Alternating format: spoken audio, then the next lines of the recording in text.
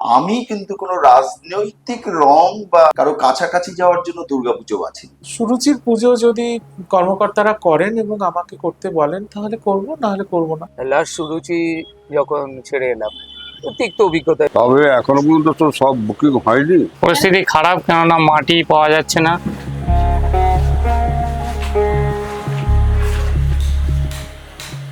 সরকার বদলেছে পশ্চিমবঙ্গে, দুর্গাপুজোর কমিটিগুলোর খোল নলছে কি বদলে যাবে?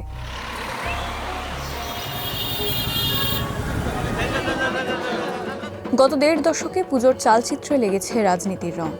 রাজনৈতিক রং বদলের রাজ্যে সে চালচিত্রেও কি ফুটবে নতুন নকশা?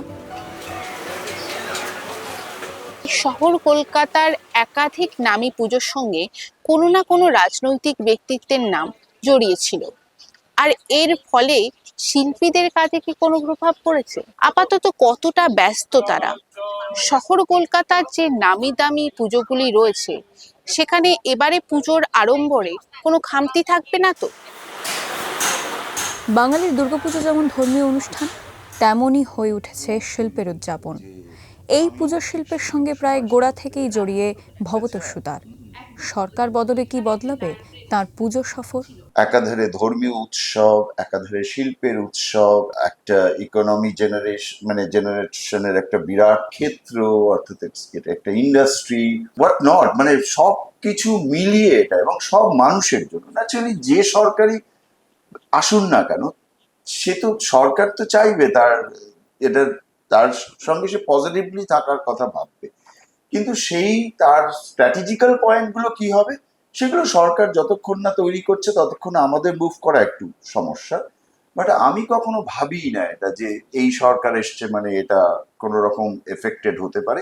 একেবারে এইরকম নেগেটিভ ভাবনা আমার কখনোই মনে হয়নি, আমার ভেতরে কখনোই আসেনি যে সরকার বদলেছে মানে দুর্গাপুজোর ওপরে তার একটা বরঞ্চ একটা ভালো প্রভাবও করতে পারে। এই যে আপনি এতগুলো বছর ধরে কাজ করছেন, কখনো রাজনৈতিক কোনো বাধার শিকার হতে হয়েছে? এইটা আমি খুব সৌভাগ্যবান যে আমার ক্ষেত্রে এটা অ্যাজ সাচ মানে এই ধরনের সিচুয়েশন আমাকে হ্যান্ডেল করতে হয়নি। তৃণমূলের বড় নেতার পুজো করতে গিয়ে অবশ্য খারাপ অভিজ্ঞতা নিয়েই ফিরেছেন শিল্পী গৌরাঙ্গ কুইল্লা।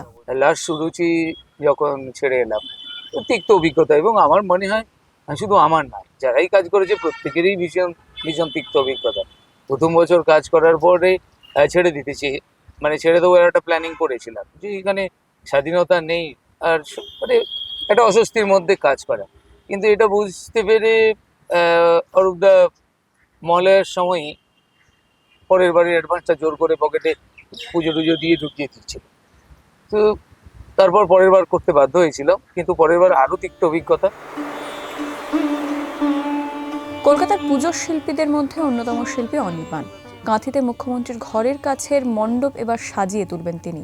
পাশাপাশি সুরুচির পুজো এবার তারই করার কথা। পুজো হয়তো আরো ভালো করেই হবে, কারণ এত বড় উৎসব, এত লোকের রুজি রুটি, এত বিদেশি আসেন এখন দেখতেই পুজো। আমার ধারণা আমাদের নতুন সরকারও এই পুজোকে গুরুত্ব দিয়ে দেখবেন এবং পুজো ভালোই হবে। সুরুচির পুজো যদি কর্মকর্তারা করেন এবং আমাকে করতে বলেন তাহলে করব, না হলে করব না। আগে তো পুজোর শেষে কথা হয়েছিল যে আমি করব, তারপরে এখন আর কোনো যোগাযোগ হয়। থিম পুজোর বাইরে শহর ও শহরতলির বহু প্রতিমা গড়েন কুমোরটুলির শিল্পীরা। এই সময় বায়না নেওয়া সারা হয়ে যায়। এবছর কি হাল হাকিকাত কুমোরটুলির? তবে এখনো পর্যন্ত তো সব বুকিং হয়নি, কিছু কথাবার্তা ওরা পেরিয়ে রেখেছে। ওদের এখন সবাই একটু ভোট ফোট গেল, তার মধ্যে একটু গন্ডগোল দেখা যাচ্ছে, সবাই জানে। ওর জন্য একটু থমকে আছে আমাদের মার্কেটটা। একটু কটা দিন চলে গেলে মনে হয় একটু জিনিসটা, পুজোর ব্যাপারটা মনে হয় একটু উঠবে আর কি। এখন প্রতি বছরের মতো এবছর তো পুজো আমরা ঠিক আশা করতে পারছি না কতটা কি হবে। রাস্তার উপর ধর্মীয় অনুষ্ঠানের কি ছাড়পত্র মিলবে? ক্লাবের পুজো কি আগের মতোই হবে? পালাবদলের পর কুমোরটুলির অলিতে গলিতে হাজারো প্রশ্ন। এদিকে প্রতিমা তৈরির মাটি নিয়েও শিল্পীরা পড়েছেন সমস্যায়। পরিস্থিতি খারাপ, কেননা মাটি পাওয়া যাচ্ছে না। মাটি নিয়ে খুব সমস্যায় হচ্ছে আমাদের। এমনকি আমাদের মুখ্যমন্ত্রীর কাছে আবেদনও করা হয়েছে মাটির জন্য। মাটির গাড়ি ওখান থেকে আটকিয়ে দেওয়া হচ্ছে, মাটি আনতে দেওয়া হচ্ছে না। এই নিয়ে খুব সমস্যায় ভুগছি। শুনছি নাকি পুজো প্যান্ডেল নিয়েও ওটা ডিসপুট দেখাচ্ছে, রাস্তার উপর পুজোগুলো করতে দেবে না। সবই তো প্রায় কলকাতা শহরে রাস্তার উপর পুজো, এইগুলো সমস্যা কিছু কিছু দেখা দিয়েছে। আমাদের সরকার চেঞ্জ হয়েছে, এবার ওরা একটু বসতে হয়তো কোনো অসুবিধা কি এখনো মনস্থির করতে পারে না।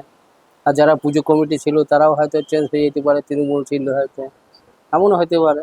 হ্যাঁ, এবার ওদের বসতে সময় লাগিয়ে মাটি পাওয়া যাচ্ছে না। কুমোরটুলির শিল্পীরা জানাচ্ছেন অন্যান্য বছরের তুলনায় এবছর তাদের কাছে অর্ডার কম এসেছে। পরিবর্তিত রাজনৈতিক পরিস্থিতির কারণে এই অর্ডার কম আসা কিনা তা নিয়ে নির্দিষ্ট কোনো উত্তর তারা দিতে পারছেন না। তবে বড় পুজোগুলো তাদের প্রতিমার আকৃতি ছোট করছেন বলেও অনেকে দাবি করছেন। এই পরিস্থিতিতে আগামী দিনে অর্ডারের সংখ্যা বাড়বে এই প্রত্যাশায় আপাতত রয়েছে কুমোরটুলি। পালাবদলের পর পুজোর সঙ্গে নেতাদের যোগ কিরকম হবে তা এখনো স্পষ্ট নয়। বাম জমানায় শহরের পুজোর সঙ্গে নেতাদের সরাসরি সম্পর্ক সেভাবে ছিল না। তৃণমূল সরকারের আমলে তা ছিল চোখে পড়ার মতো। পুজো আর রাজনীতি এই যোগাযোগকে এখন কিভাবে দেখছেন পুজো শিল্পীরা? আগের সরকারের সময় মমতা ব্যানার্জি, তিনি পশ্চিমবাংলার মুখ্যমন্ত্রী ছিলেন, তিনি দুর্গা ঠাকুরের চোখ এঁকেছেন। সেইটা যদি আপনি পার্সোনালি আমাকে বলেন, আমার ভালো লেগেছে। সেইটা একটা পার্টিসিপেটরি জায়গা থেকে আমার ভালো লেগেছে, যে আমার রাজ্যের প্রশাসনিক হেড তিনি যদি একদম মানুষের মধ্যে নেবে একটি দুর্গা ঠাকুরের চোখ আঁকেন, তিনি চোখ যে আঁকতে পারেন না সেটা তিনিও জানেন এবং তিনি স্বীকারও করেছেন। চোখ আঁকার কথাও নয়, এই পার্টিসিপেটরি জায়গাটা কিন্তু দেখতে হবে। আমি কিন্তু খুশি হব এখনকারের রাজনৈতিক যিনি প্রশাসনিক হেড, তিনিও যদি কোনো একটি এই ধরনের সামাজিক অনুষ্ঠানে অংশগ্রহণ করেন এবং তিনি যদি কিছু একটা নিজের অংশগ্রহণ সেখানে থাকে, আমি কিন্তু খুব অখুশি হব। পুজো যদি আমার মনে হয় সত্যি পুজোর একটা সুদিন আসছে, কারণ 3-4টে পুজোকে দিয়ে তো কলকাতার উৎসব নয়। এবং উৎসবটা এতগুলো পুজো, সব পুজোগুলোর সুস্বাস্থ্য হলে তবেই না উৎসবটা সুস্বাস্থ্য হবে, যেটা ভেঙে গিয়েছে। আমার মনে হয় এই সরকার যদি এদের মতো সরাসরি পুজোর সঙ্গে থেকে উই আওয়ার পাওয়ারটা না দেখায়, তাহলে এই পুজোটা হেলদি হবে। আবার যদি এরাও শুরু করে তাহলে সেই একই অবস্থা হবে। সে আমাকে একটা মেল করেছে এবং সেই মেলে আমি এটাই লিখেছি যে কিছুই না, আমাদের কোনো দাবি নেই। আমরা নতুন সরকার পুজোয় কি গাইডলাইন করবে সেটা যদি প্রকাশ করে, তাহলে আমরা ক্লাব এবং শিল্পীরা আমাদের পুজো প্ল্যানিংটা করতে সুবিধা হয়।